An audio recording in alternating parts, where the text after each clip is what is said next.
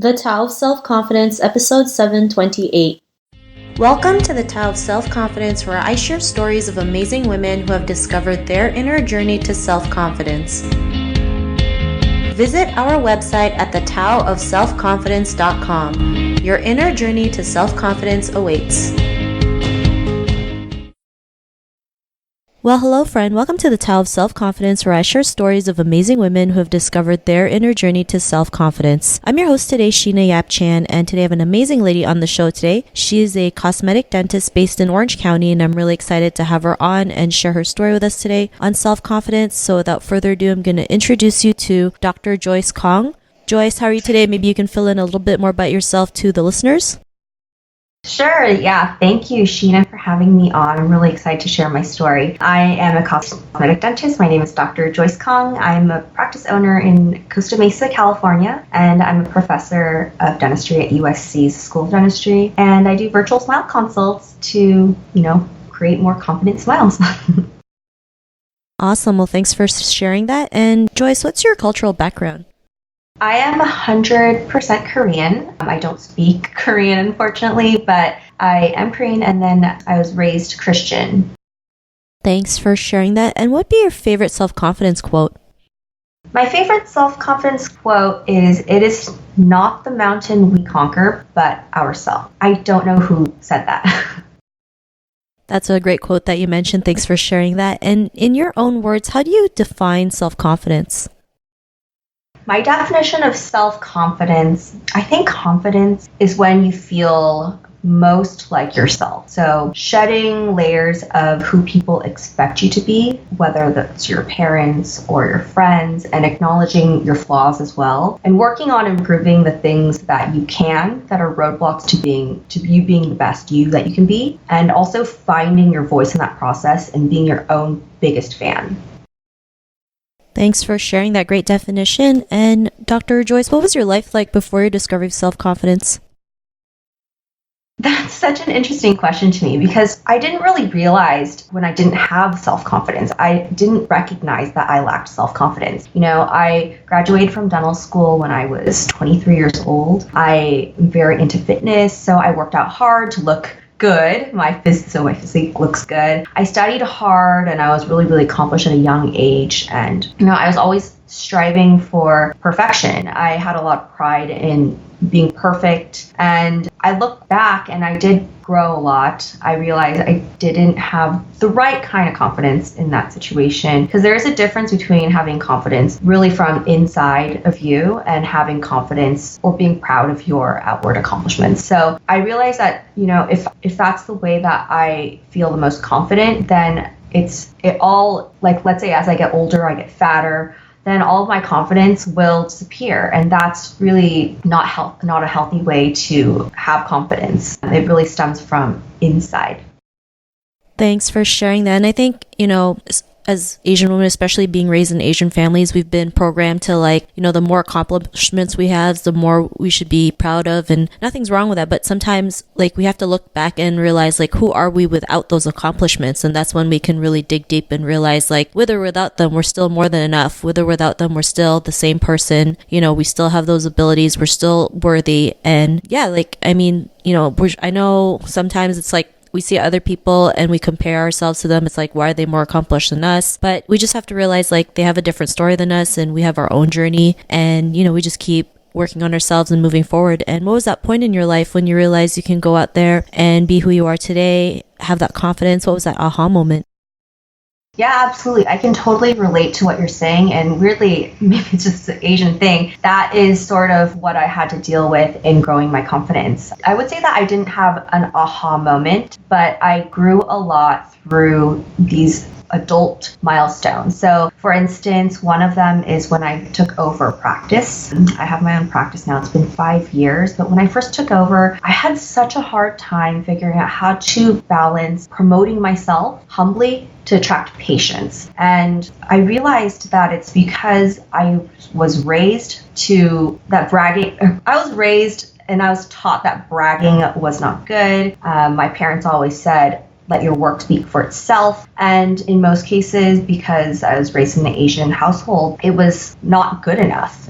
You could always be better. And that was a huge roadblock for me. I really had to get over because I needed to promote my practice. And I was a good dentist, but I wasn't able to speak up for myself. So self-promotion is really important as a business owner. And I realized that I had to learn to believe more in myself and not use my parents' values as so much as crutch. And that means that you just have to take a step back and sort of reflect and pick and choose what you identify with and form your own idea of who you are. And I would say another milestone is when I became a professor at USC. I am one of the only young Asian female professors at USC. Academia is very male dominated, and I found that people kept treating me a certain way, I guess calling me honey and sweetie and, treating me as if I'm not their equal. And that was bothering me. But you know what was really the problem is that I was also selling myself short all the time. I was just behaving in a way that I thought that I felt comfortable.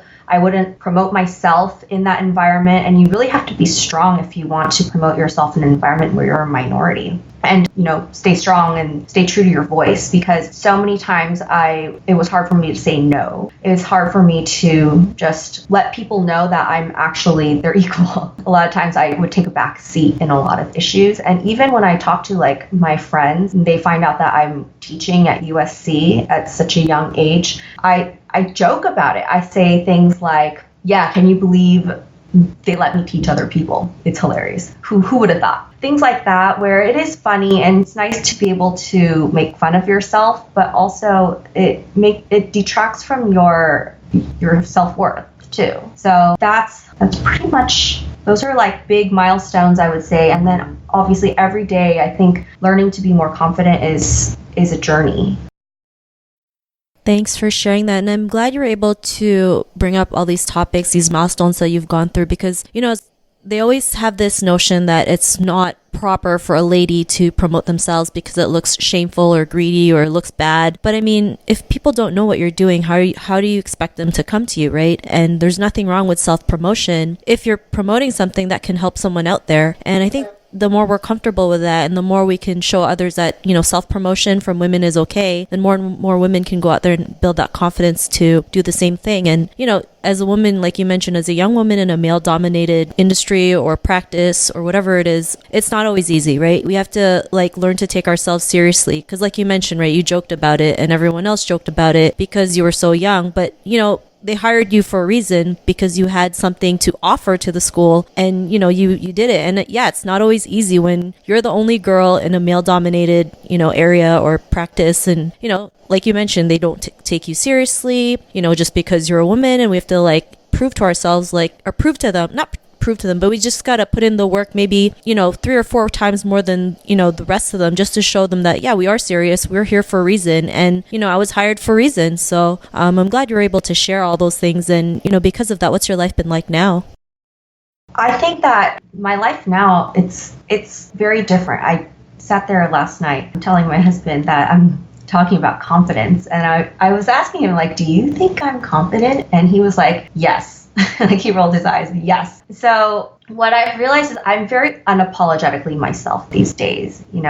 I didn't used to be like that. I used to read the room a lot. I used to say what I thought people wanted to hear. And I find that, being myself, sure, some people maybe rub the wrong way, or I might not be the right fit personality-wise for someone. But I find that a lot of people are very attracted to my personality nowadays because it's not so middle of the road. It's either you like it or you don't. And I think that there's something very authentic and attractive about somebody who's being themselves. And especially in this age of social media, people have amazing bullshit. Am I allowed to say that? Bullshit meters. They can tell when you're being authentic. Thanks for sharing that. And yeah, I totally agree with your husband. I mean, just you coming on, sharing your story. I mean, that's, a confidence on its own, because not so many people, have the courage to share their story, what they've been through, showing vulnerability and how they're able to overcome it, because a lot of them feel like they don't have a story to share, but we all do, right? We all have a certain story to share, and you never know who's listening and can come up to you and be like, because of your story, I was able to get over an issue. So I think, it's great you're able to come here and share your story. And I totally agree. Like, authenticity is starting to come up more and more now that, people on social media are sharing their true selves and, showing them like it's okay to be yourself. And I wish more companies could see that too, just have more authenticity instead of airbrushing models to a T. But, that's a whole other topic. But, to the woman who's listening to your episode, she may be in her own journey to self-confidence. What would be that one tip you'd give to her? I think you have to be super intentional. Always work on your self-confidence. It's not just, for me at least, it wasn't just an aha moment. It takes putting some effort into yourself, and it's an investment into yourself. And I think as women, sometimes we feel very selfish in doing that. But yeah, definitely being a woman, it is harder because we just don't like being judged. I find that to be a pain point for a lot of women. We don't like being judged. And at the same time, as women, we judge other people. I just think that we all need to give each other some grace and, realize that some things you can control. So take control of the things that you can. So if there's something that makes you feel self-conscious, you can work on that. If there's something that you need to work on, definitely I think you need to put that on your list so that you can overcome those things. But also there are things that you cannot control, but you have to find a way to love yourself, because there's always going to be haters out there. There's always going to be somebody who's hating on you, but you have to let them hate. You cannot let yourself hate yourself. If you hate yourself, game over. I know, so super dramatic, but if you don't love yourself, you will never have that confidence.